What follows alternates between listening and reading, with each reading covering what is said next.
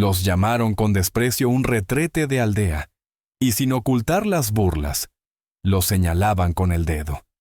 Mientras los tanquistas de élite de la Wehrmacht se doblaban literalmente de risa al contemplar aquella estructura torpe y grotesca, parecida a una caja de la altura de un edificio de 2 pisos. Sin embargo, un instante después, sus carcajadas alegres se ahogaron en una tos sangrienta. Y precisamente en este relato conocerán la historia del monstruo más aterrador de la Segunda Guerra Mundial. Un tanque capaz de resistir 48 impactos directos y permanecer prácticamente intacto. Una máquina que por sí sola logró detener durante todo un día el avance de una división alemana entera y convertir a la élite del ejército de Hitler en niños indefensos y desorientados.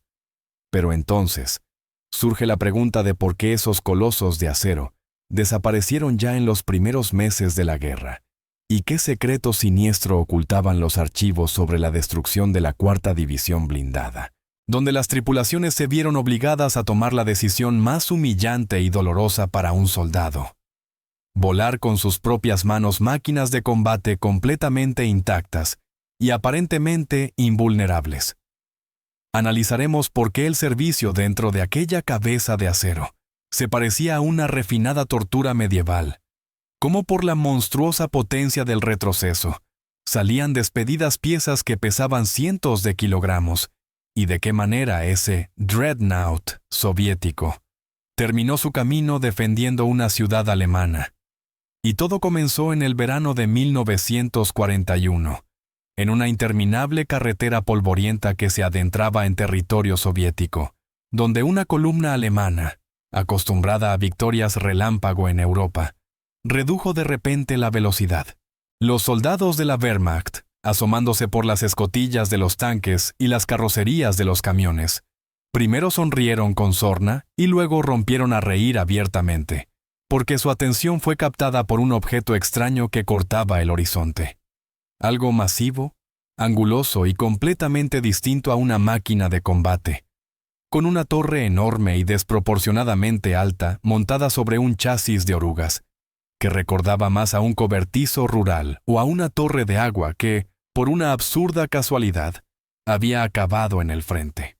Para los tanquistas alemanes, habituados a apreciar siluetas bajas, rápidas y depredadoras, aquel gigante parecía un error de ingeniería y una rareza técnica.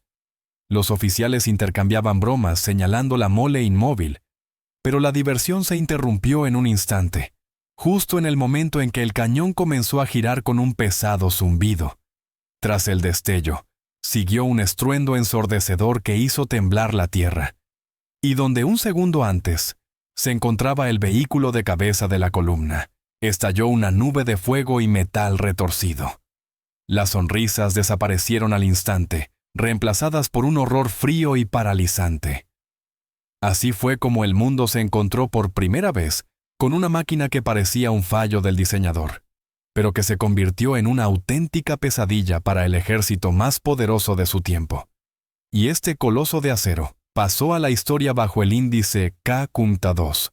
Para comprender de dónde surgió este gigante, hay que dejar atrás el sofocante verano de 1941 y retroceder al infierno helado del invierno de 1940, al istmo de Karelia, donde entre nieves y rocas de granito se desarrolló el drama que dio origen a este tanque, ya que la campaña soviético-finlandesa, concebida como una operación rápida y decisiva, se estancó ante la línea Mannerheim. Las tropas soviéticas se toparon con una defensa escalonada en profundidad, saturada de búnkeres de hormigón que barrían a la infantería atacante con un fuego denso e implacable. Y en ese momento el principal tanque pesado de ruptura seguía siendo el K-1 con su cañón de 76 milímetros. Las tripulaciones avanzaban al ataque, disparaban a quemarropa contra las troneras, pero el efecto resultaba casi nulo. Los proyectiles dejaban solo marcas superficiales en los muros de 1 metro de grosor de las fortificaciones finlandesas. La infantería sufría pérdidas, y el avance se atascaba hasta detenerse. El mando del frente se vio obligado a dirigirse urgentemente a Moscú, porque el ejército ya no necesitaba simplemente un tanque, sino un destructor móvil capaz de acercarse a una fortificación y borrarla de la faz de la tierra con un solo golpe, una especie de ariete de acero y explosivos. No había tiempo para desarrollar un nuevo chasis. La cuenta iba literalmente por días, y en enero de 1940, la fábrica Kirov de Leningrado recibió una orden que parecía casi imposible de cumplir. Instalar en la base del tanque KB un obús M-10 de 152 milímetros, un pesado cañón de campaña que nunca había sido concebido para colocarse en una torre cerrada, tras lo cual la oficina de diseño pasó a un régimen de trabajo continuo y agotador. Los ingenieros literalmente dormían junto a las mesas de dibujo, quedándose dormidos entre esquemas y cálculos, y todos los plazos estaban reducidos al límite, porque la principal dificultad residía en las dimensiones.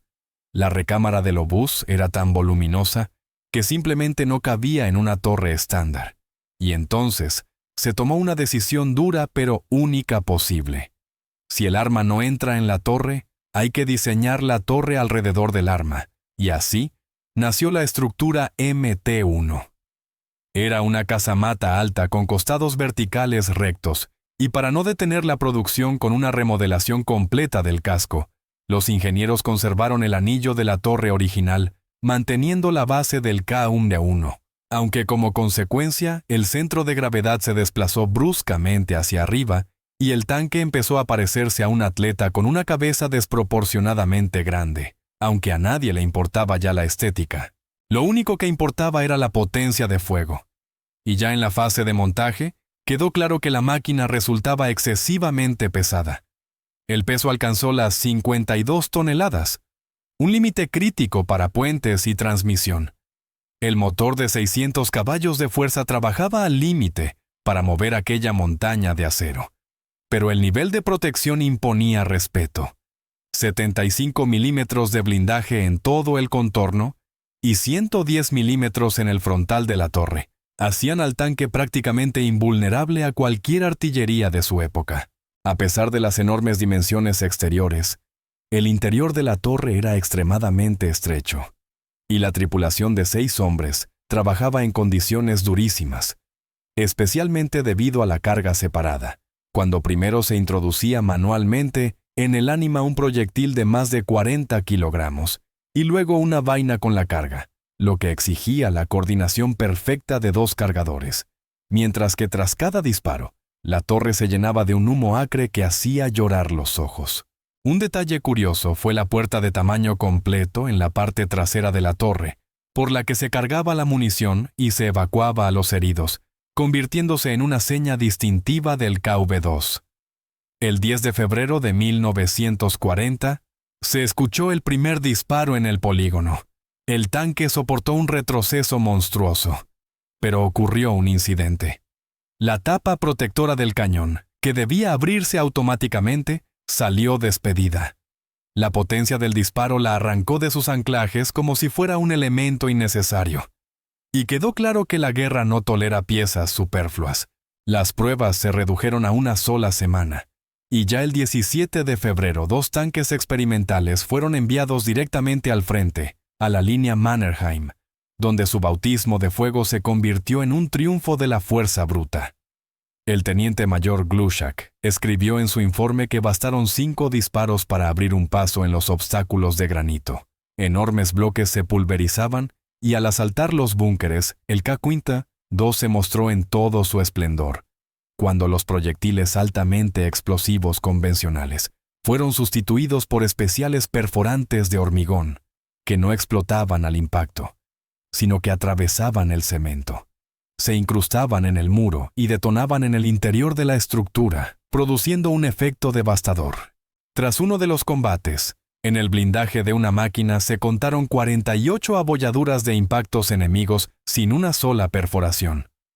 El tanque resultó prácticamente invulnerable, y el éxito fue tan evidente que se adoptó de inmediato en servicio, simplificando y rebajando ligeramente la forma de la torre para facilitar la producción. Parecía que la Unión Soviética había obtenido un arma absoluta, pero el K-2 había sido creado para el lento asalto de defensas estáticas, mientras que la guerra que llegó en junio de 1941 resultó ser rápida, maniobrable y caótica. Cuando la Wehrmacht cruzó la frontera, los tanquistas alemanes quedaron verdaderamente conmocionados.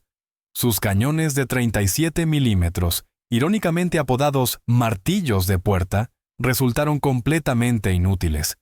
Los proyectiles simplemente rebotaban en el blindaje del KB-2, lanzando chispas.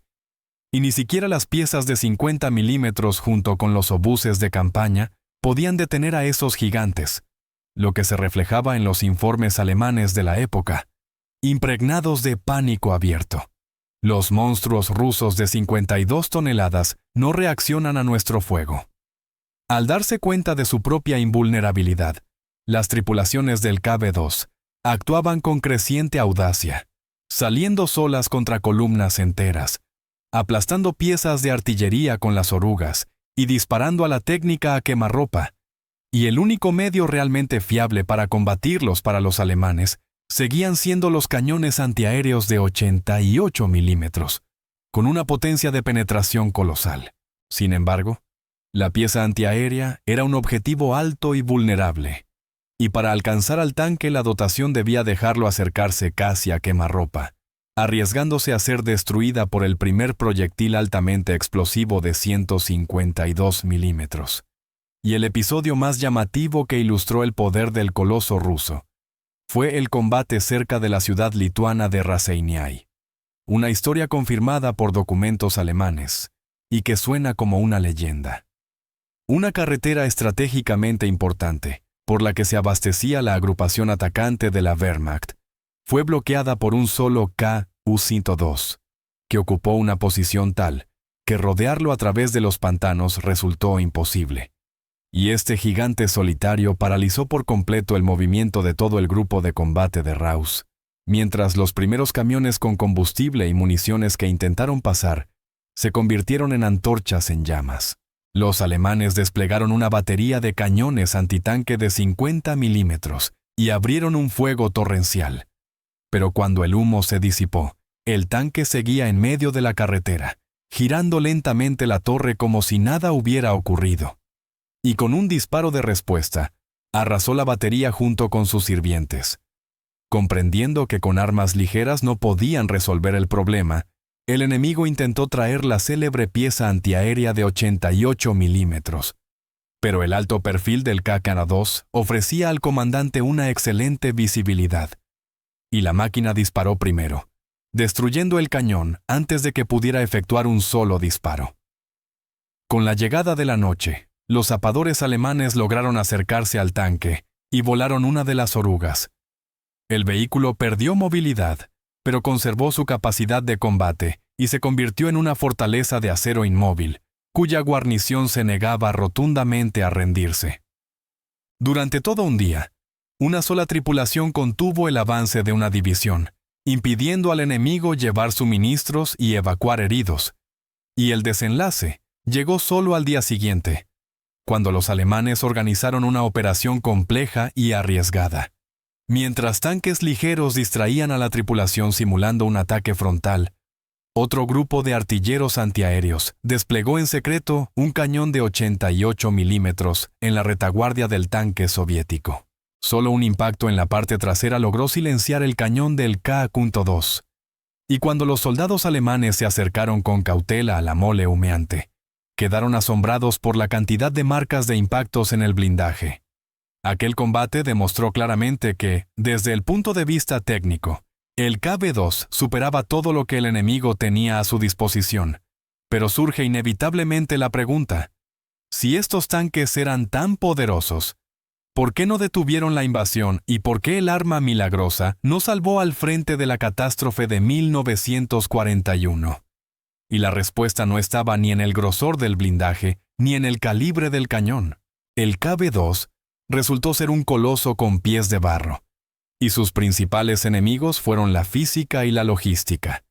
La masa excesiva que garantizaba la protección destruía sin piedad el tren de rodaje. La transmisión heredada de un tanque más ligero no soportaba las cargas. Las cajas de cambio se averiaban, los embragues se quemaban al intentar maniobrar, y el motor se sobrecalentaba tratando de arrastrar 52 toneladas de acero. Pero el enemigo más terrible fue la falta de combustible, porque el potente diésel consumía hasta 700 litros por cada 100 kilómetros. Y en el caos de las primeras semanas de la guerra, cuando los depósitos ardían y las líneas de suministro estaban cortadas, encontrar un camión cisterna era a veces más difícil que ganar un combate. Los tanquistas tenían máquinas intactas e invulnerables, llenas de munición, pero con los tanques de combustible vacíos. Las estadísticas de pérdidas de la 4ª División Blindada hablan por sí solas. En 2 semanas de combates, de 22 KB2 perdidos, solo 5 fueron destruidos por el fuego enemigo, mientras que los otros 17, las tripulaciones se vieron obligadas a abandonarlos y volarlos por sí mismas, porque las máquinas se detenían por averías o por falta de combustible, y las instrucciones prohibían estrictamente dejar el material al enemigo. Explosiones sordas que arrancaban las torres de sus anillos resonaban por todo el frente como un saludo de despedida. Y el ejército no pudo asegurar la explotación de estos gigantes en condiciones de retirada acelerada. Además, el KB2 había sido diseñado para otro tipo de guerra, posicional y lenta, pero tuvo que participar en marchas, emboscadas y combates maniobrables para los que estaba mal adaptado. Para esa táctica, el tanque resultó demasiado lento, visible y extremadamente exigente en mantenimiento. Su tiempo se fue junto con la era del asalto a fortificaciones, y para 1943 los KB2 prácticamente habían desaparecido, mientras que las pocas máquinas que sobrevivieron al primer año de la guerra ya no se enviaban al ataque, pues estaban moralmente obsoletas. En el campo de batalla aparecieron los nuevos Tigres y Panteras alemanes, y los KB2 supervivientes a menudo se convertían en tractores, retirándoles las pesadas torres. La ironía del destino radica en que un tanque creado para destruir terminaba su vida evacuando a compañeros dañados. Varias máquinas cayeron intactas en manos de los alemanes. La Wehrmacht les asignó su propio índice e incluso intentó utilizarlas instalando cúpulas de comandante y radios. Pero estos trofeos rara vez se enviaban al combate, porque eran demasiado caprichosos y difíciles de mantener. En su mayoría se emplearon para la protección de la retaguardia o como decorados propagandísticos, demostrando el poder del coloso derrotado. Y el último combate del K-2, según algunos datos, tuvo lugar durante el asalto a Königsberg en 1945, donde uno de los tanques capturados fue utilizado por los alemanes en la defensa, cerrándose así el círculo. Hoy el K-2 permanece en la historia como un símbolo de una época desesperada, una respuesta asimétrica de los ingenieros soviéticos, creada con prisas, tosca pero increíblemente poderosa. Cumplió su misión e hizo temer al enemigo. Su historia es corta pero deslumbrante. Brilló como una supernova y se apagó con la misma rapidez, cediendo el paso a máquinas más avanzadas y masivas que trajeron la victoria. Pero la leyenda de cómo una sola torre en medio de la carretera detenía divisiones enteras sigue viva hasta hoy, como monumento al valor humano y a la fuerza del hierro. Si esta historia te ha resultado interesante y quieres ver más relatos como este sobre tecnología rara, hazañas olvidadas y páginas poco conocidas de la guerra, suscríbete al canal, apoya el vídeo con un me gusta y escribe en los comentarios qué temas te gustaría ver a continuación. Tu actividad ayuda al canal a crecer y hace posible publicar muchos más contenidos de este tipo.